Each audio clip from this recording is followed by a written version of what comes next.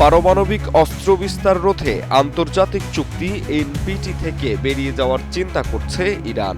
দেশটির Islamic revolutionary guard আইআরজিসির সংবাদ মাধ্যম তাসনিম নিউজে এমনই ইঙ্গিত দেওয়া হয়েছে।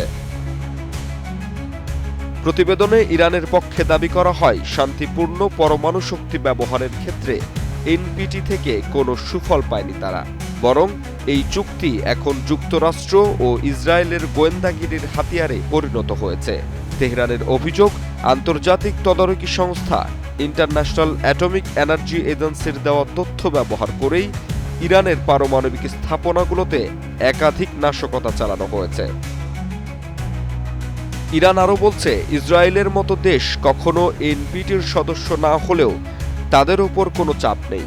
অন্যদিকে ইরান দীর্ঘদিন ধরে চুক্তির শর্ত মেনে চললেও বারবারই নিষেধাজ্ঞা আর হামলার শিকার হয়েছে। এমনকি আন্তর্জাতিক চুক্তির আওতায় ইরান অতিরিক্ত প্রোটোকল মেনে আন্তর্জাতিক পরিদর্শনও চালু রেখেছিল। তবুও পরিস্থিতির পরিবর্তন হয়নি বলে দাবি তেহরানের। ইরানের দাবি, তাদের পরমাণু কর্মসূচি পুরোপুরি শান্তিপূর্ণ, কিন্তু বর্তমান বাস্তবতায় এনপিটি চুক্তি এখন তাদের জন্য অধিকার খর্বের হাতিয়ার হয়ে দাঁড়িয়েছে। জাহিদ হাসান সাব্বির, বাংলা নিউজ 24।